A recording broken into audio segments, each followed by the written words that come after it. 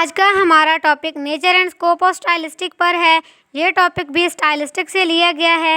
इसके अंदर हम जिन चीज़ों को कवर करेंगे उसमें synonyms, antonyms, homonyms, metonymy, morphology, phonology, syntax और सिमेंटिक्स शामिल है।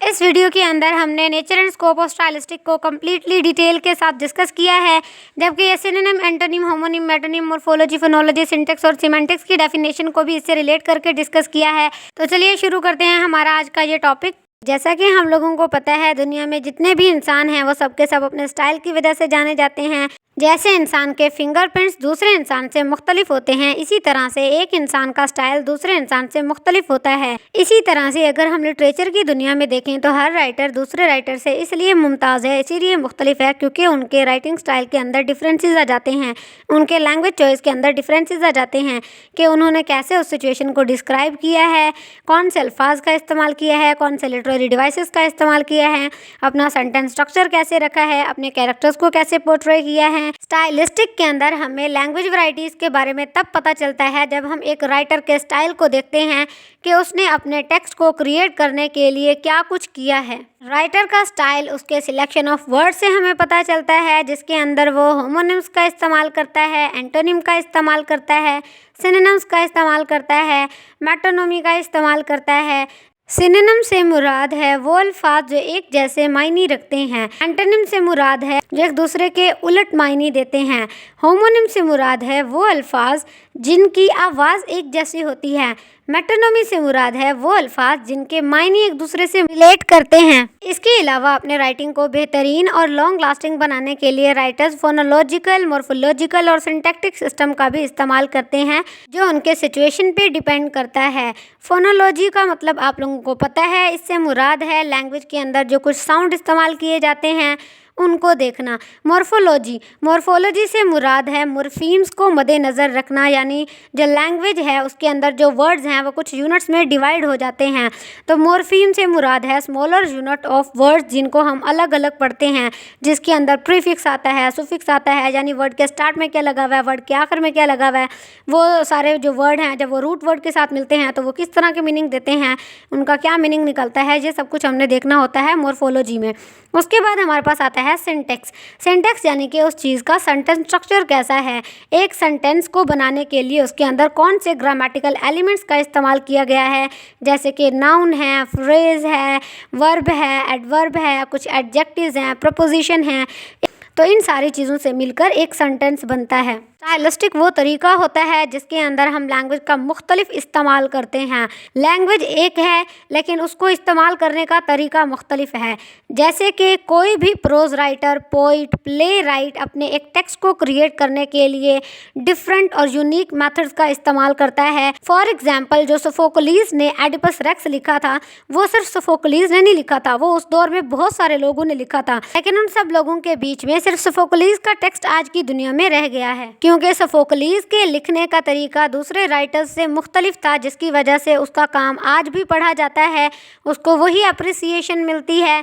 जबकि उसी के साथ के जो कुछ राइटर्स थे या उससे पहले के जो राइटर्स थे जिन्होंने एडिपस रेक्स के कॉन्सेप्ट पे लिखा था, उनको कोई अप्रिसिएशन नहीं मिली, उनका जो वर्क है वो लॉन्ग लास्टिंग नहीं रहा, क्योंकि उनका जो स्टाइल था वो इतना यूनिक नहीं था कि उसको रहती दुनिया तक लोग पढ़ें।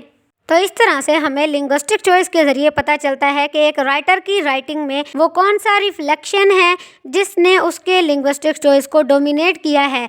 आया कि वो उसके ज़िंदगी के एक्सपीरियंसेस हैं जिसने उसके राइटिंग को इन्फ्लुएंस किया है, या फिर वो सोशियो कल्चरल एस्पेक्ट्स हैं जिसके ज़रिए से हमें उसकी राइटिंग में बहुत कुछ मिलता है जो उसके सोसाइटी को रिप्रेजेंट करता है। जैसे उसके कैरेक्टर्स हो गए, जैसे वो सिचुएशन जो उसने अपने नॉवल के अंदर डिस्क्राइब किए हैं, जो उसका अपना एक्सपीरियंस होता है या उसके सोसाइटी के साथ जो उसका एक्सपीरियंस होता है वो उसके काम के अंदर हमें नज़र आता है।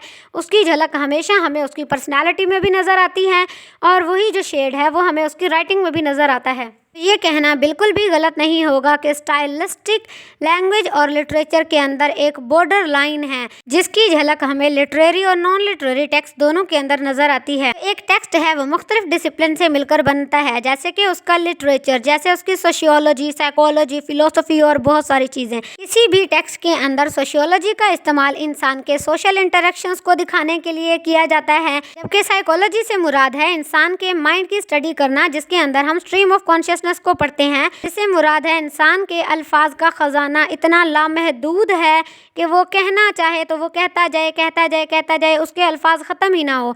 लेकिन जब उसके कहने की बारी आती है तो उसके मुंह पे टेप लग जाता है और वो चुप रह जाता है।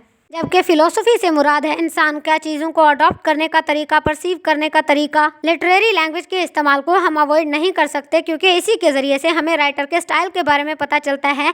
हम एक लिटरेरी टेक्स्ट को तभी अप्रिशिएट कर पाते हैं जब हम उसको सही से समझते हैं, जब हमें पता चलता है कि उसके अंदर राइटर ने किस तरह के लैंग्वेज का इस्तेमाल किया है।